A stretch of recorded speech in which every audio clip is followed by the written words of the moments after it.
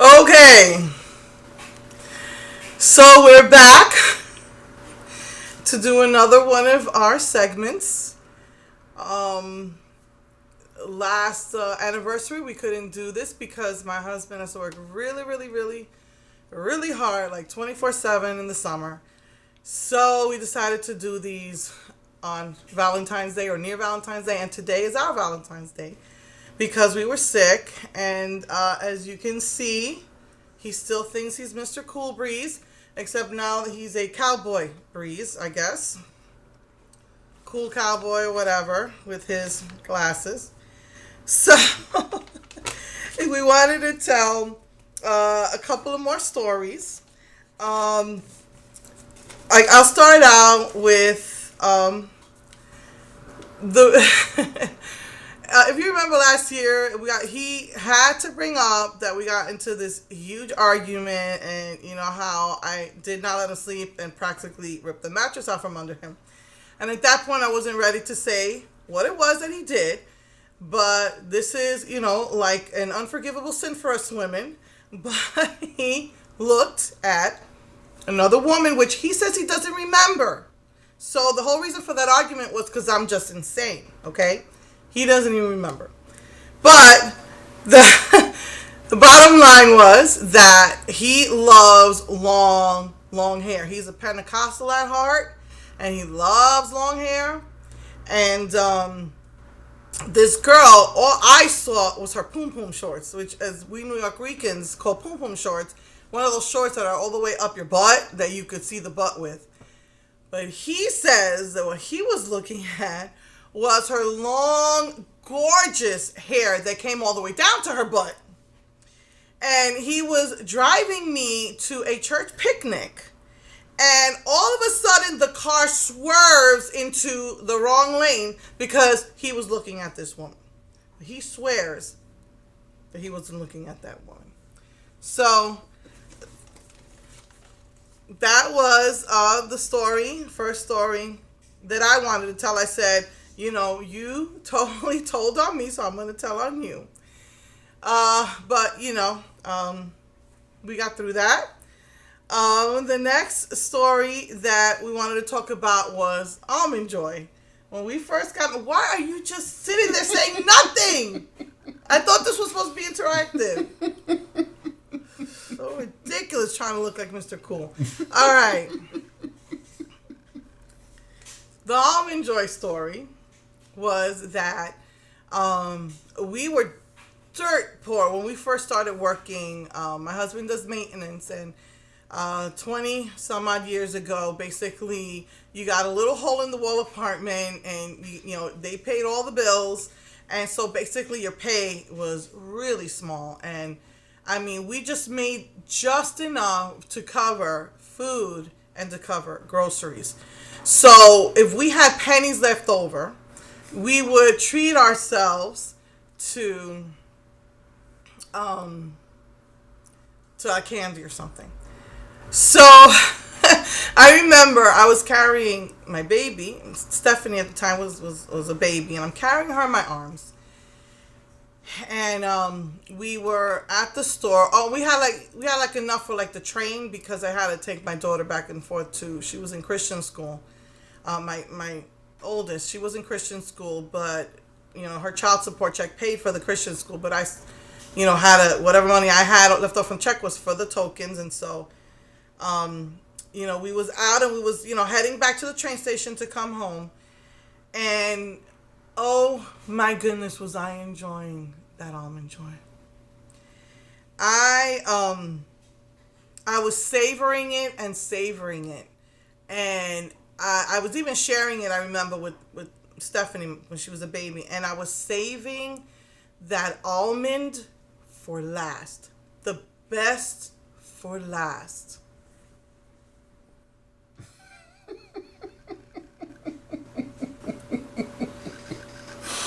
And what you want me to say? What you did?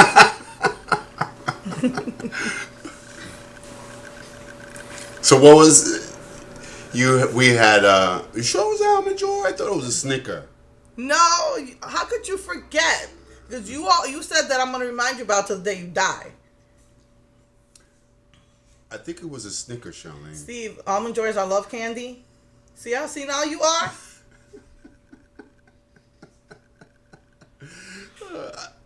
So you had one almond joy. We had almond joy, which comes in pairs. You was probably eating your Snicker, and I was eating my almond joy. And you was going around like this, right? What was it again? That you had the almond joy. You had like, let's say you had it like that, right? Uh-huh. And you was going like that, right? Good. Okay, so I'm holding it in my hand, and I had the very last piece that I wanted to savor. And I was about to put it in my mouth. And I said, how? And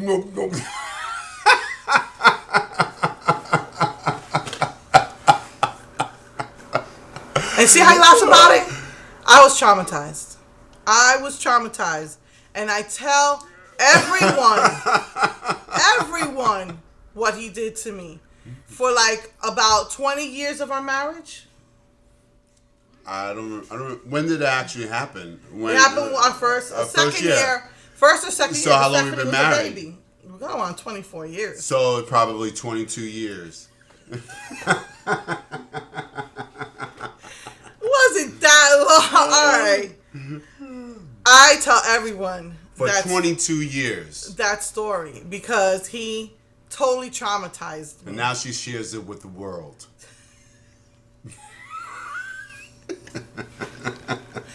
I was so mad, and it wasn't like we had extra money to buy another one. I think because we didn't even buy snacks in the groceries. I mean, whatever money we had to go for real food. But you know, she had that thing. I think I remember a little bit. She had that, almond joy, just for a while, I was savoring it. I was enjoying every single she was bite. like doing that. I was like, she don't want it. She's taking too long to eat that. And so, she had it just waving for like, in his mind, 5-10 minutes. I was like, in his mind, it was waving. When is she going to eat that? This was the wave.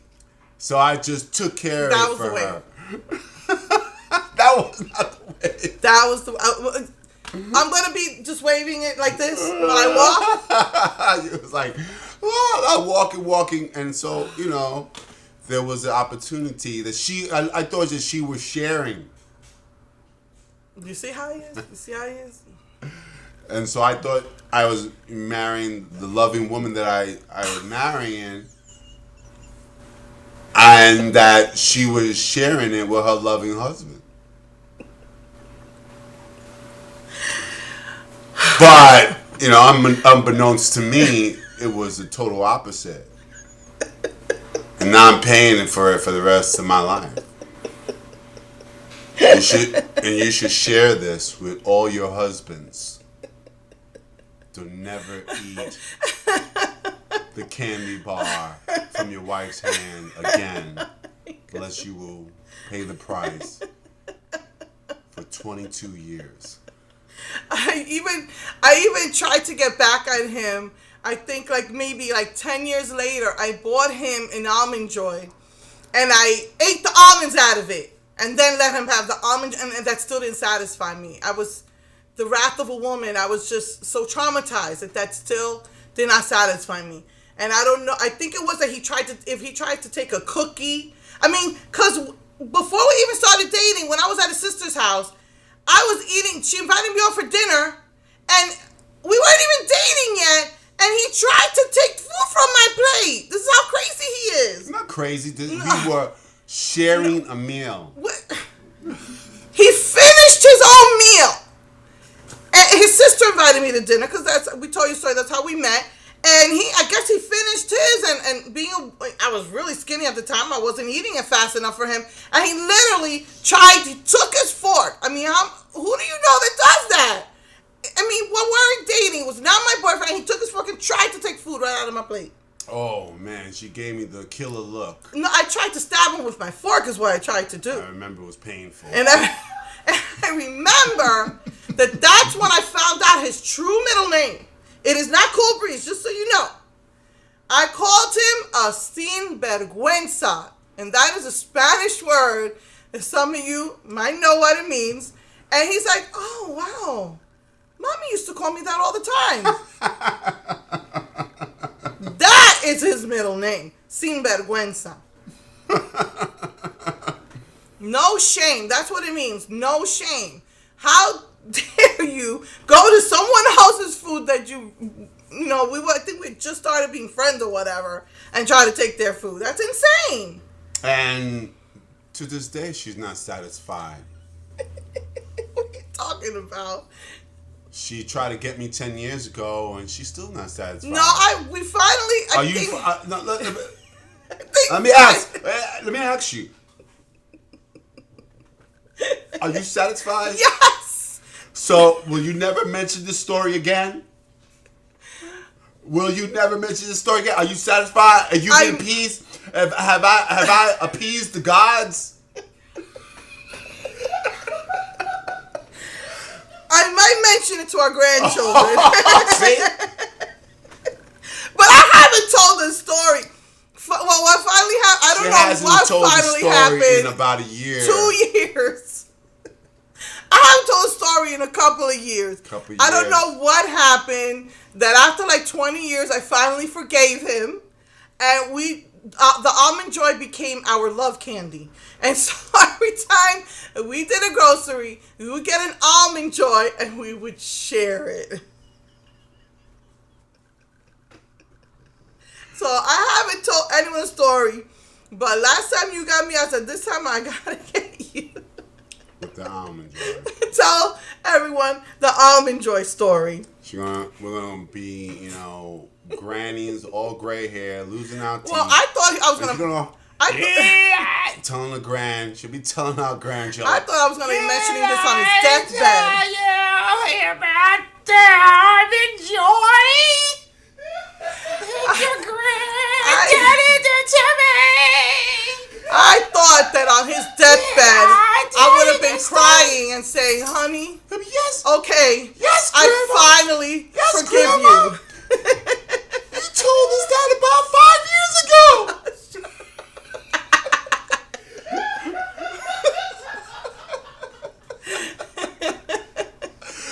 Well, I forgot to mention. She gonna tell the story like she never shared it before. Yep. I will. And I'm gonna be like, honey, are you satisfied? Yeah, I forgave you 15 years ago. But you're still gonna pay. Well, we can't eat Almond Joys. We stopped eating Almond Joys because of my health. Well, the last story. But at least now I have it on video that you have forgiven me. At least I have on record you have forgiven me. Even though you're gonna torture me, public record, right? You're torture me. You're gonna continue to mention this story. But at least I know you forgave me. I could die in peace. I'll be dying. You be over in my eulogy.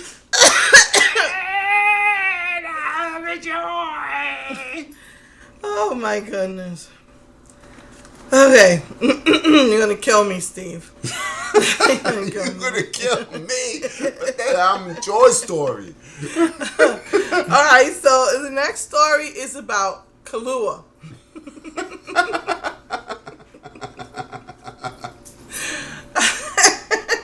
Yeah, let me tell that story. No, I need to tell them the background. Well, I could tell them the background. No, you don't know the background, so how could you tell them?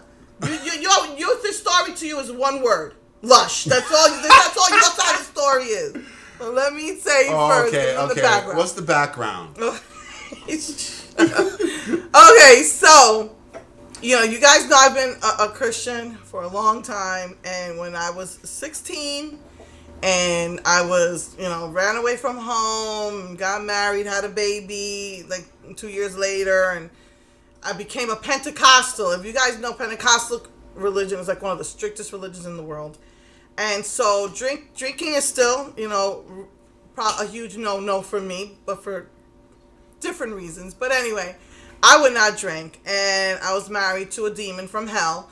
And all of his friends used to have these big parties, and he used to get mad that they would bring their wives, and he wanted his wife there, and, you know, so I would go, and everybody was drinking, and I wouldn't drink, and that, for some reason, bothered all of his friends. So they introduced me to Kahlua, and they told me, oh, this is just, you know, a coffee, you know, just mix it with the milk. And I guess they were trying to loosen me up. And so it tasted like coffee.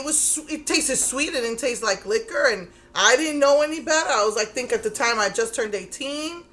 Because like I said, I got married at 16, but I had my daughter right before my 18th birthday. And so I just had a little bit of Kahlua and a big cup of milk. And I just drank, and I don't remember doing anything to me.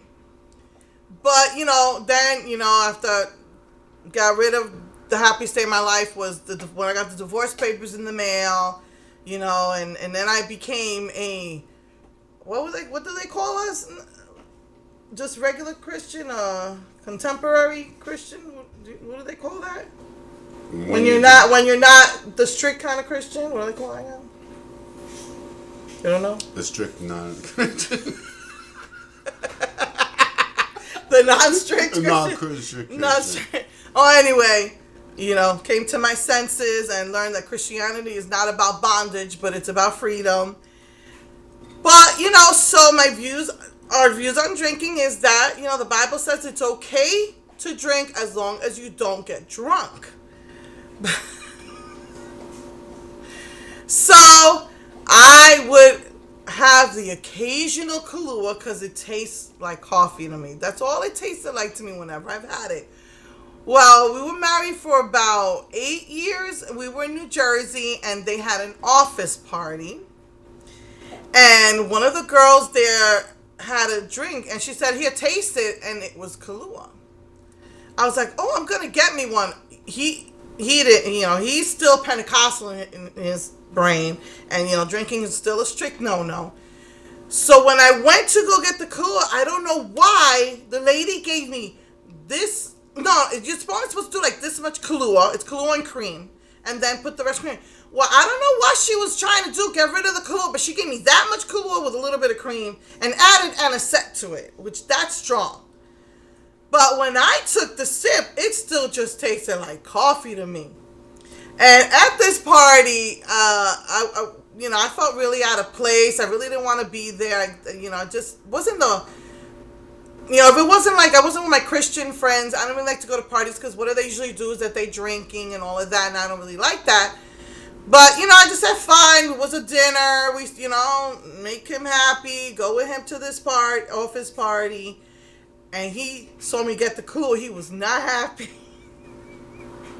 And there was, about 4 people to a table. And I took a sip and I was like, this is good. And then I started eyeing the dance floor. She's telling you the PG version. No, but man, you can tell them. Let me tell them the G version, then you can tell them your version. I started eyeing the dance floor. I'm taking another sip, and I'm eyeing the dance floor. I'm taking another sip, and my disposition was very serious when I first arrived, but I'm starting to smile now, and looking at that dance floor, and I don't know, I remember that the people were sitting there talking to me, and now I was all bubbly, and my husband just grabbed me and said, we're leaving now. I don't know what I did, but let him tell you his story. All right, this is what happened. We had this company party. And, it was like a banquet, a lot of people there.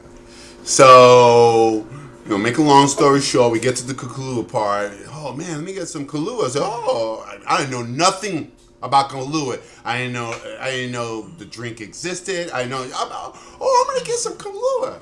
I was like, okay, cool. Don't lie. I don't know nothing about Kahlua. Because you've called me a name every time I told you I had a sip of Kahlua. You called me a name. No, since then I have. No, what? It was before that because in New York, you started calling me a name when I was at Kathy's house. When I was at Kathy's house when we were still That in was New York. Kahlua? That was Kahlua. Oh. Okay, so we got to... So she goes... I'll say, okay. So she goes and gets the Kahlua. She goes to the bar. She gets this to Kahlua. Comes back to the table. So I said, can I taste? So I wanted to taste it. She tasted it. So she said, okay, go ahead. I took a taste of that thing. And you talk about fire water. Fire water. The fire got drawn into my tongue, into my mouth. The fire went down my chest. It was like, wow. I was like, what the heck is this?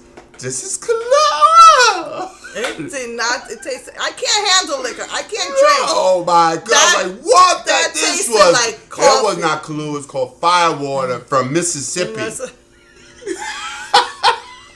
What you talking about? Oh man, this is what they did. This is probably, you know, what they told about the bootlegging, and they make it from scratch out in the backyard, and they, you know, they put alcohol and they ferment it. This is what this thing tasted like. So she's going, oh man, she's getting loosey goosey. Loosey goosey. I'm looking at her. She's like, yeah. Oh man, I'm getting hot. I was like, oh my God. She was like, look, you want to go dance, honey? You want to go dance? Let's go dance. I just remember grabbing my hand. I was like, it's time to go home now. Oh, I think it's time to go home now. And ever since then, when Kahlua comes, or I hear the word Kahlua, I go, back! No Kahlua for Charlene. He calls me a lush. I had it only maybe how many? Go ahead, tell the world how many? But for those, don't change the subject. Well, yeah, we've been married for about 9 years. I would say maybe I had four times in the first 9 years of our marriage, and he calls me a lush. Every time you talk about Kahlua, she gets all excited. It tastes good. It tastes like coffee. Because that time when I was I remember when I was in Kathy's house. I don't know what it is. Please, maybe if you could explain to me why it is that when you're in a social situation that is non-church, that you have to drink. Because I was at a Mary Kay meeting, and we all went to the director's house afterwards, and the director was saying, what do you all will have to drink? She had like a whole liquor cabinet, and everybody's drinking something, and I said, no, I'm okay, I don't need to. You're not around your husband now. You can loosen up. You don't have to be so. Just have a drink. And I was like, I don't drink. And she wouldn't leave me alone. So I said, fine, make me a kahlua. She said, I don't know how to make that. So my husband, if I wasn't home by a certain time, he was calling me up. Where are you? Why are you not home yet? What are you doing? Oh, I'm drinking. I did that. Oh my goodness. I had one small, like I make it a little tiny bit with a lot of milk. Now it's one? I thought it was 4. I said 4 times throughout our marriage. 4 times in one night. And so I've been labeled the lush. I don't even remember that night. I remember thinking, I want to dance, but I don't remember saying it. Man, if I would let her go, she would have been. They can't see you over there, cowboy. That's what she would have been. I probably would have. And even now, and like I said, it's okay for a Christian to drink as long as they're not going to get drunk. You know, not get into hard liquor and have lots of drinks. Most Christians don't drink because it can be addicting, and you do get drunk from it. But so once in a while, I do have my Puerto Rican friends ask me why I don't make coquitos. You know, why I don't make coquitos on Christmas. And it's because I said, if you want to see me, coquito is a Puerto Rican eggnog. Talk about fire water. You take the vodka Bacardi with a Puerto Rican rum, and some people mix 10 parts rum to 1 part eggnog, and coconut milk or coconut cream.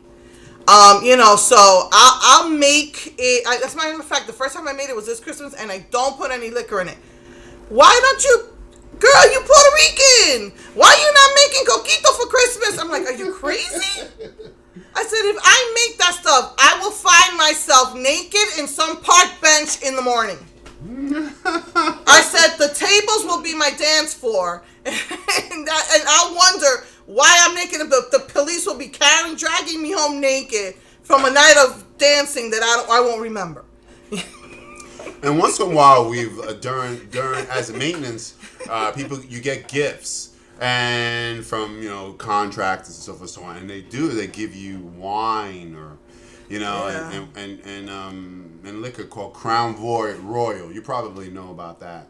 I don't. And so I don't know what that and they get and so I take sips of that wine because Jesus he drank wine. He drank wine. He turned water into wine. There was a wedding ceremony, and they had run out of wine, and the mother said, "Hey, they ran out of wine," and he turned the water that they had into wine. So it was like nothing wrong with it, but it's just when you get drunk. That's the thing. I don't like the taste of liquor. It tastes like your mouth and your throat fire. burns. Yeah, exactly. But not Kahlua. So once in a while, I try to drink wine, and I get all tipsy. I can't handle.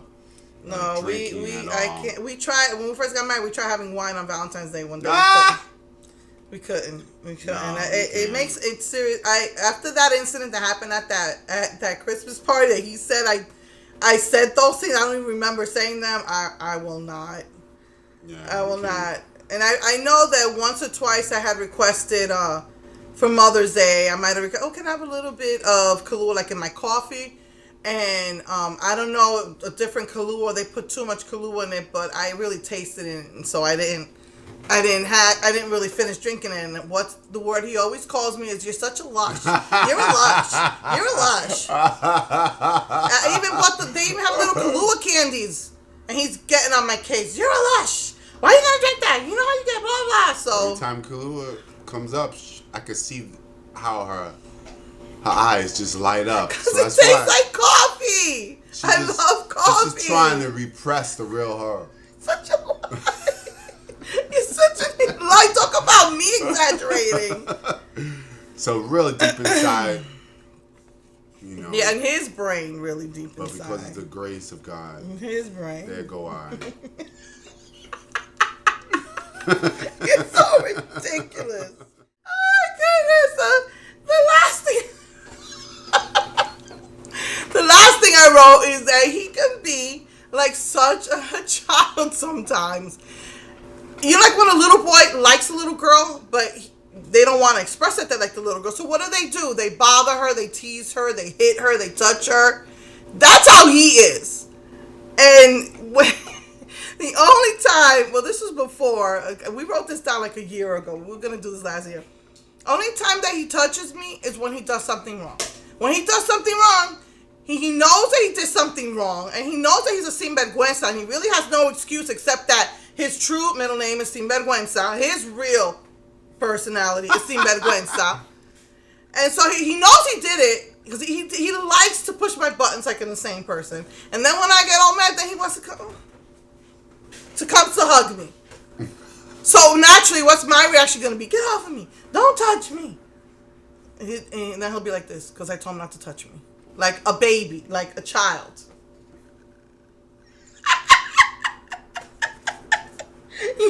It's true, Steve. No comprende. Yeah, now, right? It's so convenient, right? How men are that they don't remember the things that they do. They just remember the stuff that you do. No, how convenient. No comprende. Yeah, That's it. So today is our Valentine's Day. Since we were both sick, I'm really, really excited. We had a really nice time, though.